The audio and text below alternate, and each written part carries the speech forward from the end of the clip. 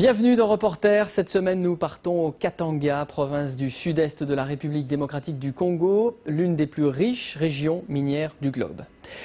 Pourtant, la population continue de vivre dans une pauvreté extrême, sur fond de guerre économique attisée par l'arrivée de la Chine et de ses milliards de dollars. Dans les années 70, ce sont les Japonais qui avaient jeté leur dévolu sur le cuivre et le cobalt du Katanga, un souvenir douloureux pour les femmes de la région qui ont eu des enfants avec ces hommes de passage. Arnaud Zeitman et Marlène Rabot les ont rencontrés, ils nous racontent leur histoire. Ces femmes affirment avoir vécu une expérience terrible. Pour le prouver, elles nous emmènent au cimetière de leur village. À côté des tombes entretenues, il y a celles laissées en friche. Ici, c'est les Japonais. L'enfant des Japonais. L'enfant, il est mort ici. Selon ces femmes, ce sont les tombes des enfants qu'elles ont eues avec des hommes japonais et qui furent tués systématiquement après leur naissance. Yvonne retrouve la tombe de son enfant. Gina, c'est le nom des enfants qui est mort. Yvonne nous emmène chez elle, afin de nous en dire plus. Le docteur japonais a pris mon enfant et est entré là où étaient ses amis docteurs. Moi, je suis restée à l'extérieur. Ils se sont parlé et lorsqu'ils sont sortis, nous sommes entrés dans le véhicule et nous sommes partis. Le lendemain, l'enfant était mort. Et vous ? On a passé la nuit avec l'enfant, il allait bien. Je l'ai laissé avec son père japonais. Je suis allée chercher de l'eau et lorsque je suis revenue, l'enfant était affaibli. On est parti à l'hôpital. L'enfant est mort ensuite. J'ai 8 enfants qui sont vivants. Seul le japonais est mort. J'ai eu un enfant avec un japonais qui est mort. J'en ai eu encore 7 qui sont vivants. J'ai eu un enfant japonais qui est mort, mais 7 autres enfants sont vivants. Y a-t-il eu des infanticides? Peut-être. Mais il y a aussi des enfants métis japonais bien vivants, comme Nana. Elle a grandi cachée. Aujourd'hui, elle se dit rescapée. On était en brousse parce que nos grands-pères, ils disaient, si vous restez en ville, on va vous tuer. C'est parce qu'on nous a amenés en brousse. Nous sommes partis là-bas pour nous cacher.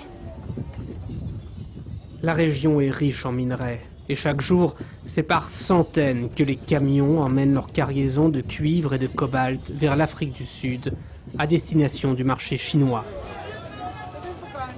Nana est seule, elle a besoin d'argent. Et c'est auprès des camionneurs qu'elle vient monnayer ses charmes.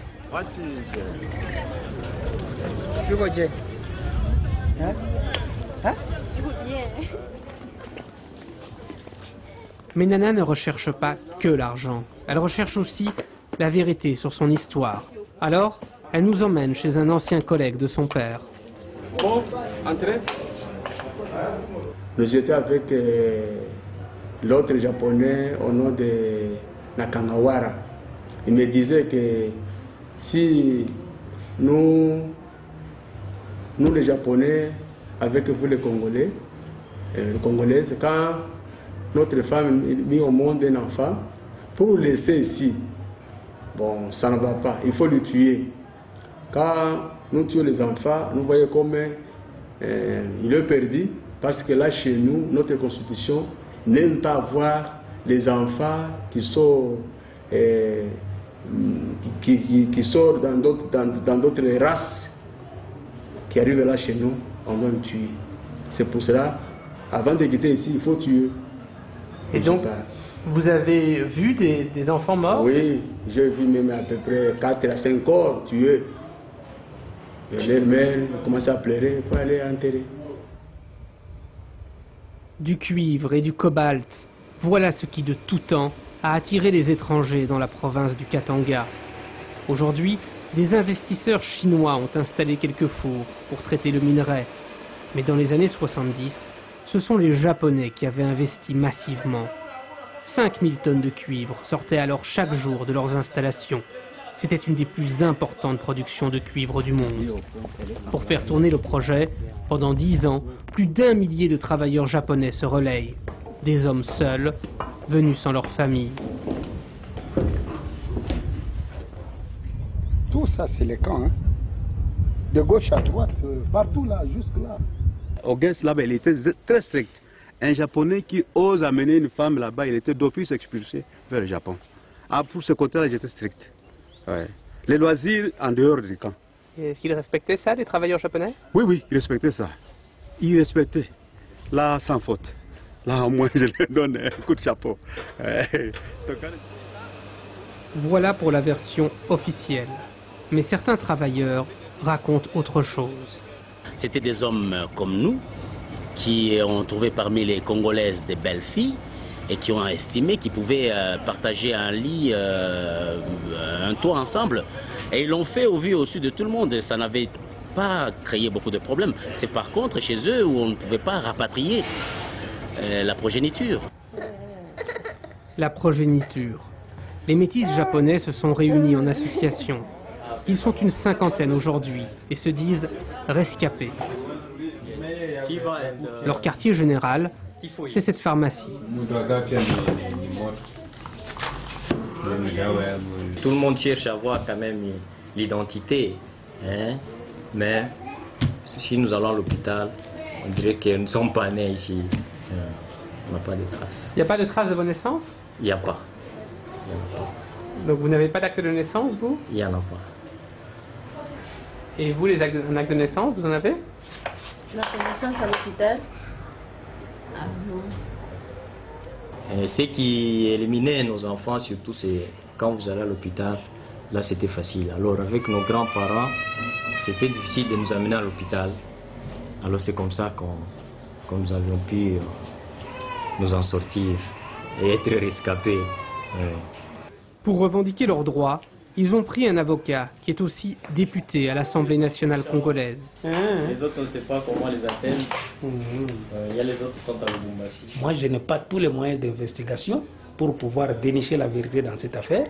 C'est ainsi que moi, j'avais écrit en son temps pour qu'il y ait une commission parlementaire qui vienne enquêter sur cette affaire. Mais aucune commission d'enquête n'a été mise en place. Et le Japon n'a répondu ni aux demandes du gouvernement congolais, ni à celles des journalistes. Pour avoir des précisions, nous nous rendons à l'hôpital de la mine, en compagnie des mères des enfants métis décédés et d'une infirmière qui travaillait là à l'époque. Ici, c'était leur dispensaire. Vous voyez la distance. Quand quelqu'un est ici, nous sommes là-bas. On ne sait pas ce qui se passe ici.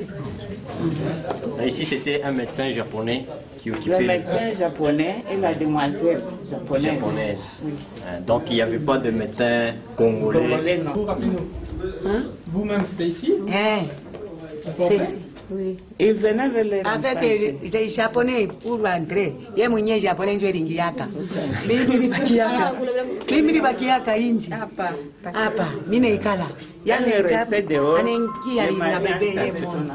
C'est le Japonais lui-même qui amenait l'enfant, qui entrait avec l'enfant à l'intérieur. Et la maman restait dehors.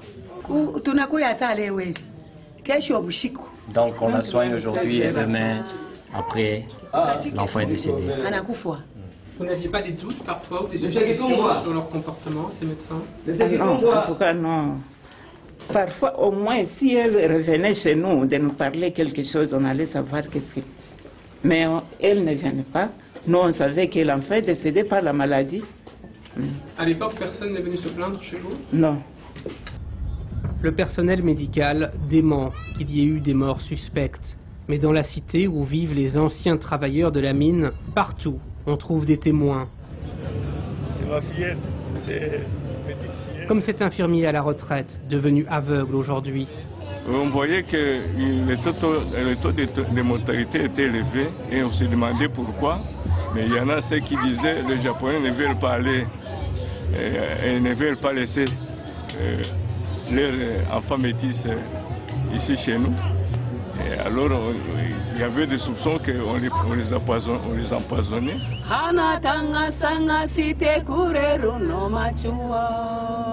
Les femmes se rappellent encore des chansons en japonais apprises avec leurs compagnons autrefois. Ces hommes ont-ils éliminé leurs enfants métis avant de partir? Les témoignages sont accablants. Mais Nana et les autres habitants de la région luttent pour survivre. Ok, merci beaucoup. Courage. Au revoir. Ils n'ont ni le temps ni les moyens de faire toute la lumière sur ces mystérieux décès d'enfants survenus au Congo il y a plus de 30 ans. Et c'est la fin de ce reporter. Merci de l'avoir suivi. À très bientôt pour de nouvelles aventures. L'information continue bien sûr sur France 24.